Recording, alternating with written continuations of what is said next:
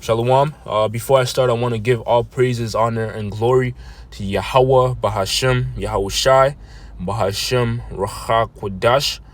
I'd like to say double honors to my teachers, the apostles, and the elders, the great millstone, the men that rule well and teach well, the men that taught me this truth. And also shalom and salutations to the brothers out there that are laboring in his work as well, the brothers of the hopeful elect. All right, so I'm the brother Shaquat from Great Millstone, Montreal. Back with another lesson. And this lesson that I'm going to be getting into today, it's going to be a lesson inspired, based off this video from the elder Ruchai Yaquam, from London. And his YouTube page is GMS Fear the Most High 7 Ga. And the title of the video, that inspired this lesson is Hebrew Israelite Culture and Principles is Superior to the West. All right.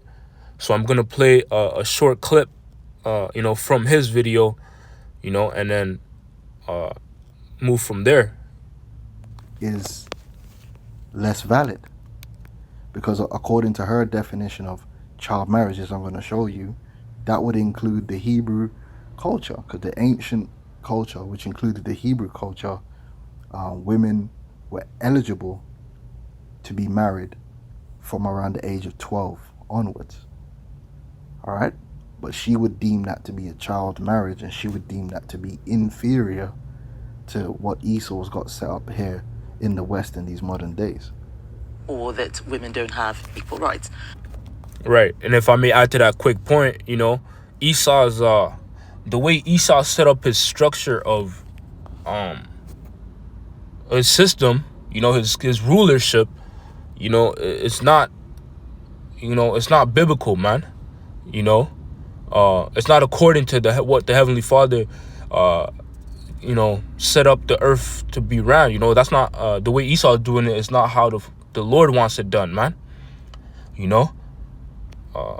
Again, equal rights is not found in the scriptures. And I'll give you an example. If a woman made an oath, her husband could disannul that oath. All right. Women did not have the same status or station in Hebrew society. They were not equal. All right. The man is the head of the woman. We are a patriarchal society. There are some things within the culture which are sexist, which does separate the sexes. All right. And that's by design. And that's the righteous way. That's the way that bringing forth life for everyone. That is the proper way.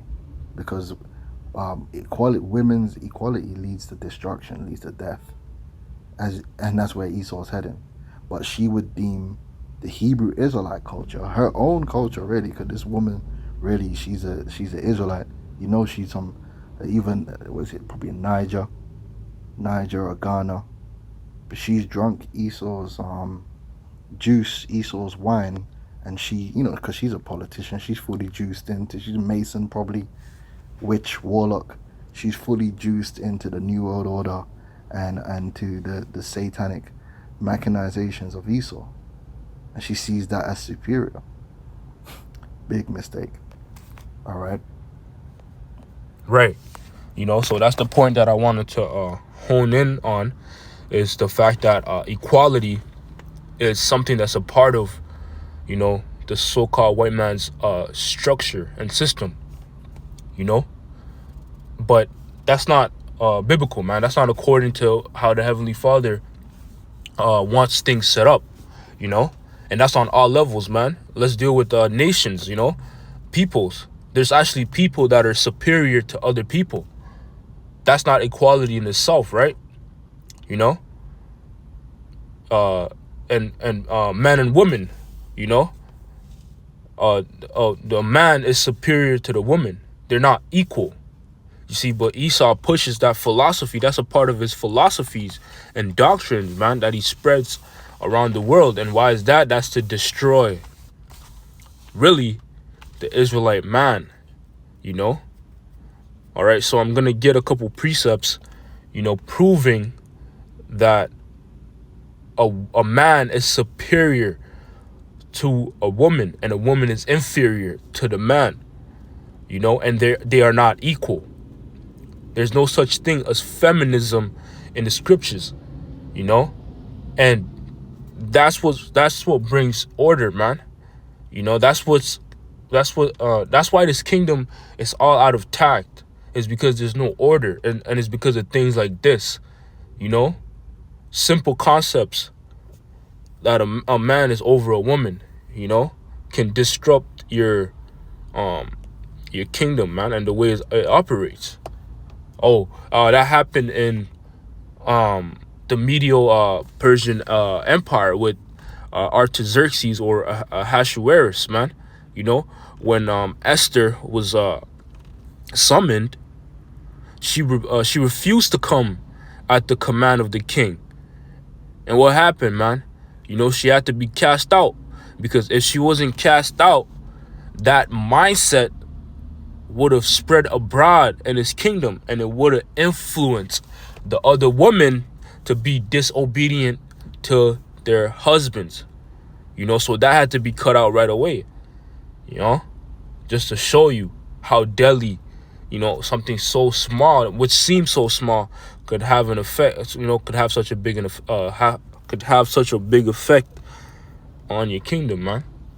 All right, so let's start here. Like the elder mentioned, the vows, right? A woman's vow could be disannulled by her husband or her father if they hear her make a vow that they know she won't keep, and that's one of the laws in the scriptures, man, proving to you that women are not equal with man. Because if a man can basically say, no, you're not able to do this, then the Lord is gonna side with the man, and not with the woman. All right, so I'm gonna get a couple precepts, and Lord willing, this lesson will be edifying. This is Numbers 30, and I'm gonna start at verse 1. It says, "And Moses spake unto the heads of the tribes concerning the children of Israel, saying, This is the thing which Yahweh hath commanded. If a man vow a vow unto the Lord Yahweh, or swear an oath to bind his soul with a bond, he shall not break his word. He shall do according to all that proceedeth out of his mouth," right? And the Lord takes vows and oaths very seriously, because, matter of fact, let me because I was reading an article as well, right? And it had something that I liked that was in there. So this is from the source myonlycomfort.com. It says the woman and the vow. That's the subheading. It says, let's see, right. So let's start here. It says, a vow is a solemn promise or pledge that binds a person to perform a specified act or behave in a certain manner. All vows were made to the Most High as a promise in expectation of his favor or in thanksgiving for his blessing, right? So a vow was something that was an oath between you and the Heavenly Father, so that the Lord can be in your favor.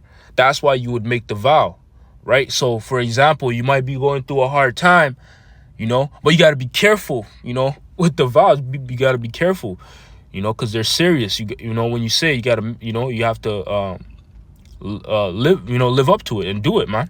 That's why I said that in Numbers 30 and verse 1, right? Verse 2. You saw? But a vow would be for you to gain the Lord's favor. A deal made between you and the Heavenly Father. You're making a deal with the Heavenly Father so that you can gain his good favor, right? Right, so let's go back. Numbers 30 and verse 3. It says, if a woman also vow a vow, right, and notice in verse 2, it didn't say that someone could disannul the man's vow. It didn't say that a woman could say, it didn't say that if a woman overheard a man saying a vow, the woman can pray to the Most High and say no, cancel out that. But they didn't say that. It just said if a man vow a vow, he has to live up to it. He has to, not break his word. But let's read what it says about a woman making a vow between her and the Most High. It says, if a woman also vow a vow unto the Lord Yahweh and bind herself by a bond, being in her father's house in her youth, and her father hear her vow, and her bond wherewith she hath bound her soul, and her father shall hold his peace at her, then all her vows shall stand, and every bond wherewith she had bound her soul shall stand. Right? So if a woman, that's still in her father's house, a young woman, if she throws up a vow to the Heavenly Father, and her father, the father in her house hears the vow and doesn't say anything, that's what it means by hold his peace at her. He doesn't say anything. Then that vow that she vows, or however many vows she vows, that's gonna stand, because the father could see that she's able to basically live up to those vows. She's able to fulfill those vows and not break it.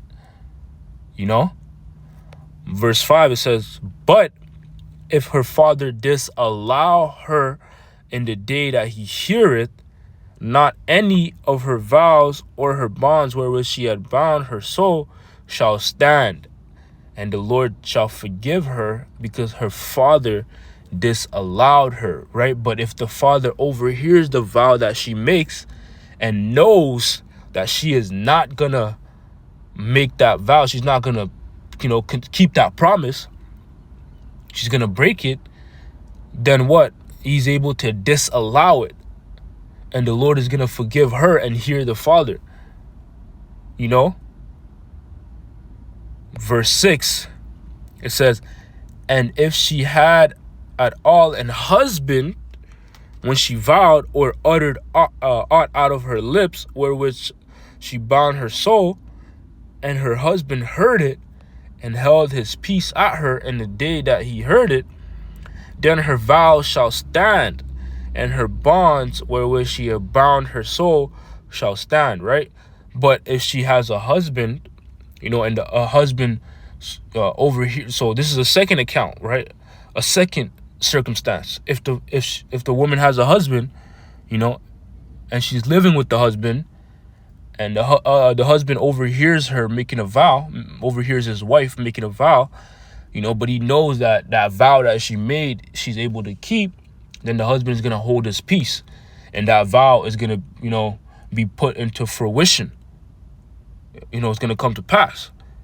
Verse 8, but it says, but if her husband disallow her on the day that he heard it, then he shall make her vow which she vowed, and that which she uttered with her lips, wherewith she bound her soul, of none effect, and the Lord shall forgive her.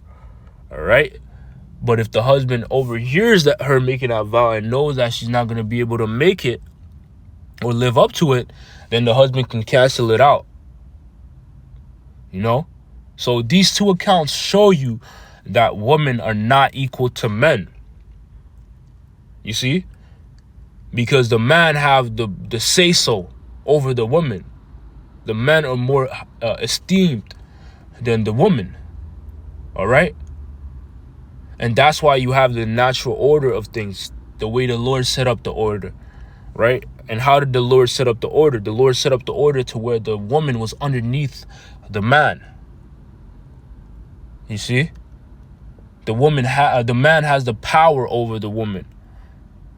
The woman is just a servant to the man. You see? And they are not equal. They do not make decisions. They're not supposed to make decisions together. They're not supposed to, be on the same level, man. It's supposed to be the man. That's the head. And that's the one that makes the decision, right? So let's go from there to 1 Corinthians 11. In verse 3, it says, but I would have you know that the head of every man is Hamashiach, and the head of the woman is the man, and the head of Hamashiach is Yahweh, right? So that's the natural order of things. That's how it's supposed to be, right? You have the Heavenly Father, Yahweh. Under him is his son, Yahweh Shai. Under Yahweh Shai, you have the man. And then under the man, you have the woman. And under the woman, you have the children, right? So that's the natural order of things. That's what brings forth peace, when that order is established in the kingdom. But as you can see, this current kingdom that we're in, there's no peace because it's out of order on all levels. All right, so let's go from there to the book of Genesis, chapter 3 and verse 6. Unto the woman he said, I will greatly multiply thy sorrows and thy conception, and in sorrow thou shalt bring forth children, and thy desire shall be to thy husband, and he shall rule over thee, right? So, right, that's the position of the woman, right? To be ruled over by a man. That's what's going to bring peace and order. It's as if she's ruled over and, basically controlled by the man and not by her, her doing her own thing, her trying to run things, right? That's not her position. That's not her lot. She's created to serve, man. So I'm going to get another account in the book of 1 Samuel 1, and I'm going to start out verse 3. It says, and this man went up out of his city yearly to worship and to sacrifice unto Yahweh of hosts in Shiloh. And the two sons of Eli, Hophni and Phinehas, the priests of the Lord, were there. And when the time was that Elkanah offered, he gave to Peninnah his wife, and to all her sons and her daughters portions. But unto Hannah he gave a worthy portion, for he loved Hannah, but the Lord has shut up her womb. All right, and Hannah and Elkanah are the fathers of Samuel, right? So this is an account, of, what happened in this household, right? Verse 6, it says, her adversary also provoked her sore, for to make her fret, because the Lord has shut up her womb. And as he did so year by year, when she went up to the house of the Lord, she provoked her. So she provoked her. Therefore she wept and did not eat, right? And this also showed you, how important it was for a woman to bear children in the ancient times, man. Not like now, man. Now these women don't want children. They run away from children. They abort children, But back then it was a shame if you didn't have a child. That's why, Hannah was, provoked to anger, man. She was sore vexed because the other woman, Phinehas, she was basically clowning her, making fun of her, man. Because she wasn't bearing children. And this put her in a depressed state. This put Hannah in a depressed state. The fact that she, her womb was shut up because she was so ashamed, man. Because that's a woman's purpose, is to give birth. If you're not fulfilling your purpose, then you're out of tact. What's the point of you, basically being there? That's how she felt. Verse 8, then said Elkanah, her husband, to her, Hannah, why weepest thou, and why eatest thou not, and why is thy heart grieved? Am I not better to thee than 10 sons? So Hannah rose up after they had eaten in Shiloh, and after they had drunk. Now Eli the priest sat upon a seat by the post of the temple of the Lord. And she was in bitterness of soul, and prayed unto the Lord, and wept sore, right? So she was in a bitter state, man, because her womb wasn't open. Verse 11, and she vowed a vow, right? So like I mentioned earlier, right? Sometimes, you might be in this mindset, in this state. And it's like the only way you can gain the favor of the Lord is if you put up a vow, if you make a promise to him, make an oath between you and him. You see? And that's what Hannah did, right? It says, verse 11, and she vowed a vow and said, O Lord of hosts, if thou wilt indeed look on the affliction of thine handmaid, and remember me, and not forget thine handmaid, but will give unto thine handmaid a man-child, then will I give him unto the Lord all the days of his life, and there shall no razor come upon his head. And it came to pass, as she continued praying before the Lord, that Eli marked her mouth. Right? Eli was the priest. Now Hannah, she spake in her heart, only her lips moved, but her voice was not heard. Therefore Eli thought she had been drunken. And Eli said unto her, how long wilt thou be drunken? Put away thy wine from thee. And Hannah answered and said, no, my lord, I am a woman of a sorrowful spirit. I have drunk neither wine nor strong drink, but have poured out my soul before the Lord Yahweh.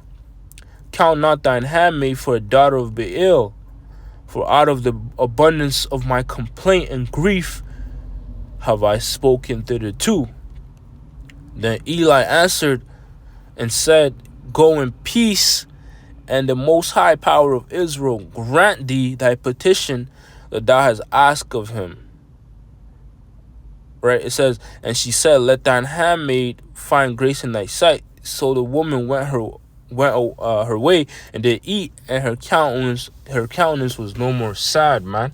You know, so you see, Eli, you know, if he would have disallowed her vow or what she was saying, then she, you know, that would have been disallowed and canceled out, because he was a priest of the Lord, man. You know, he was a priest of the Most High. You know, but he didn't. He said, he told her, you know, basically what you said, you know, let the Most High grant your petition that you ask him of, man. Let him, you know, bring it to pass. You see? But yeah, you know, so that's just another account showing you that a man would, you know, a man has the authority over a woman, man. You know, a man and woman are not equal. There's no such thing as equality in the scriptures. And that's what brings forth life and order, man. You know? So with that, I hope this lesson was edifying. I want to say, call halayim la Yahweh, Bahashem Yahweh Shai, Bahashem Rachak Wadash. Until next time, Shalom.